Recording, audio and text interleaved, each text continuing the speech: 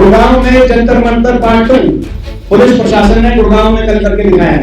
हमारे साथियों ने मुख्यमंत्री जी का कारवां गुजर रहा था, वहां काले झंडे दिखाने का कार्य किया और यूनिवर्सिटी में बहुत सी ऐसी छात्रों की समस्याएं हैं। उन्होंने कहा कि पहले आप अपना प्रचार करने से पहले उन समस्याओं का समाधान करो।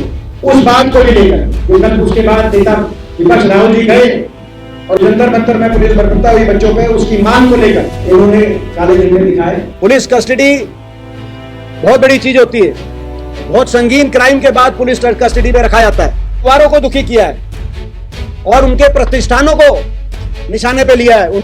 अभी तक मैं पूछना चाहता हूं, इस देश में संविधान है कि नहीं है, न्यायपालिका है कि नहीं? हम न्यायपालिका में भी जाएंगे। केवल गुड़गांव तक ही सीमित नहीं है, पूरे देश में जो सरकार चल रही है ये लोकतंत्र का गला घोट के सरकार चलाई जा रही है। आप देख रहे हैं पूरे देश में क्या हो। आपने देखा जंतर मंतर में कैसे जो संवैधानिक अधिकार का हमारे बच्चों का अपनी मांग को उठाने का उसका हनन किया गया, उनमें कैसे पुलिस बर्बरता की। गुड़गांव में जंतर मंतर पार्ट 2 पुलिस प्रशासन ने गुड़गांव में कल करके दिखाया है। आपको पता है कि कल कांग्रेस के कुछ हमारे साथियों ने मुख्यमंत्री जी का कारवां गुजर रहा था, वहां काले झंडे दिखाने का कार्य किया। काले झंडे क्यों दिखाई दिए गए? काले झंडे इसलिए दिखाई दिए, गुड़गांव यूनिवर्सिटी में मुख्यमंत्री जा रहे थे और यूनिवर्सिटी में बहुत सी ऐसी छात्रों की समस्याएं हैं। उन्होंने कहा कि पहले आप अपना प्रचार करने से पहले उन समस्याओं का समाधान करो। फर्स्ट ईयर के रिजल्ट नहीं आया, वहां पर इंफ्रास्ट्रक्चर की बहुत भारी कमी है। छात्र बहुत लगातार समय से इंफ्रास्ट्रक्चर के लिए करा रहे हैं। साथ ही गुड़गांव में जिस तरीके से प्रशासन अलोकतांत्रिक तरीके से तोड़फोड़ करके प्राइवेट प्रॉपर्टीज को तोड़ने का काम कर रही है और एक बहुत बड़ा ये माफिया रूपी प्रशासन का रूप देखने को मिल रहा है, उस बात को लेकर रोष था जो प्रदर्शित कर रहे थे। और देश में जो पुलिस बर्बरता हुई जंतर मंतर पे, उस पर अभी तक कोई कार्रवाई नहीं हुई थी, कोई FIR तक भी दर्ज नहीं हुई थी पहले घर पे भी। उस बात को भी लेकर जो कल उसके बाद नेता विपक्ष राहुल जी गए और बाद में FIR भी दर्ज हुई। मुख्य तौर पर पुलिस बर्बरता जो देश में हुई उस पर FIR दर्ज के मांग से जो जंतर मंतर में पुलिस बर्बरता हुई बच्चों पे उसकी मांग को लेकर इन्होंने काले झंडे दिखाए और गुड़गांव की बातों को लेकर कि जैसी का भविष्य कुछ चौपट हुआ, गुड़गांव में इतना खराब इंफ्रास्ट्रक्चर क्यों है। आप देखो आसपास कमन सराय में भी, आप आसपास देखो, अब आते हुए भी 1.5 घंटे लगा, 1.5 घंटा का काम था। आप भी आए होंगे उन्हीं सड़कों से, वो आप देख रहे हैं।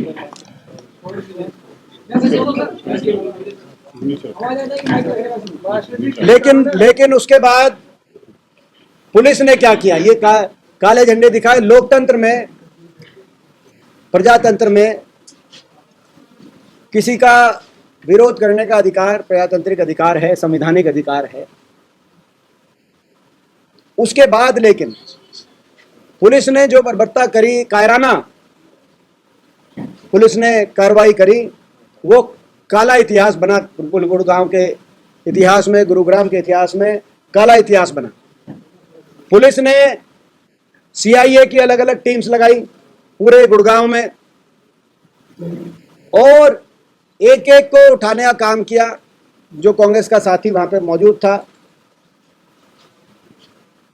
ना सिर्फ उठाने का काम किया, उठाने के बाद पुलिस थाने के अंदर सारी रात जिनको उठाया गया पुलिस थाने के अंदर कस्टडी में रखा गया बिना कोई मुकदमा दर्ज हुए। कोई इतना बड़ा मुकदमा नहीं है कि पुलिस कस्टडी बहुत बड़ी चीज होती है। बहुत संगीन क्राइम के बाद पुलिस कस्टडी में रखा जाता है सारी रात, और अभी तक है पुलिस कस्टडी में। रात में उनके साथ पुलिस ने हाथापाई की और मारपीट की। यहां तक भी गिरफ्तारी के बाद, गैर कानूनी गिरफ्तारी के बाद उनके साथ पुलिस ने बहुत से जो नौजवान साथी थे उनके साथ पुलिस ने बर्बरता करी है, उनके परिवारों को दुखी किया है। और उनके प्रतिष्ठानों को निशाने पे लिया है, उनके घरों को, निवास स्थान को निशाने पे लिया है, उनके परिवारों, जो बहुत से जो हमारे जिला अध्यक्ष है शहरी पंकज दावर जी जैसे, उनके बेटे को उठा लिया कई घंटे के लिए सीआईए ने। तो बेटे का क्या कसूर? पहली बात तो पंकज दावर जी का क्या कसूर? प्रजातंत्र में हमारी भी सरकार रही थी, हम हेल मोदी अफेयर्स रहे थे, मैं खुद सांसद था, हुड्डा साहब मुख्यमंत्री थे, कई बार भाजपा वालों ने काले झंडे दिखाए, यहां तक कि काले झंडे से भी ज्यादा नग्न प्रदर्शन भी किया, कई बार अलग अलग किस्म से उन्होंने विरोध व्यक्त किया। किसी एक पे भी कोई मुकदमा या कोई कार्रवाई नहीं हुई 10 साल में, लेकिन यहां उनको उठाया गया, प्रताड़ित किया गया। किसी के फादर को, हमारे एनएसयूआई के जो सचिन जो जिला अध्यक्ष है, उनके फादर को उठाया गया। पंकज डावर जी के बेटे को, जो 20 वर्षीय, आप समझ सकते हो कितना छोटा बच्चा है, उसको उठाया गया कई घंटों के लिए, और पुलिस थाने के अंदर इनके साथ बर्बरता।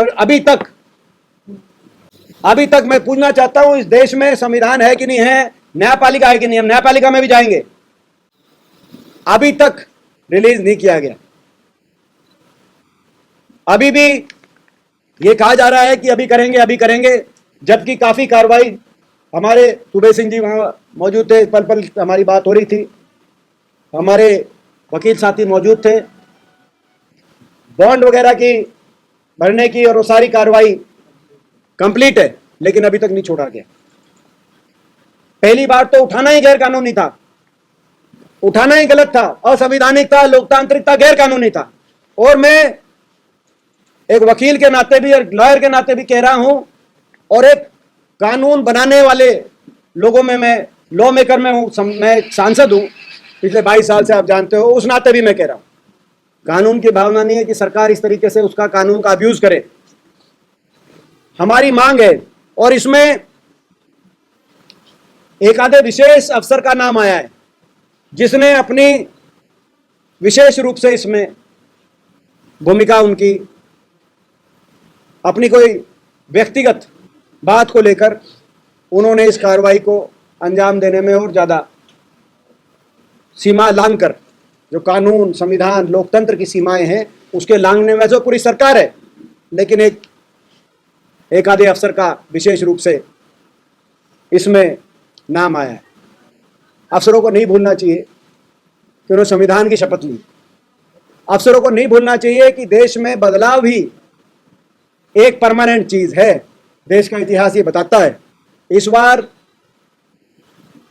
मात्र कुछ वोटों से सरकार में भाजपा आई, लेकिन आने वाले समय में यदि बदलाव हुआ तो ये जो ऐसे अफसर हैं, ये अफसर जिन्होंने हर तरीके की सीमाओं को लांघने का काम किया है, जिनको ऊपर से जो हिदायत थी उससे ज्यादा बढ़कर कार्रवाई का अंजाम देने का काम किया, ये अफसर ना भूलें कि ऐसा ये कर रहे हैं, तो हम भी इनको नहीं भूलेंगे।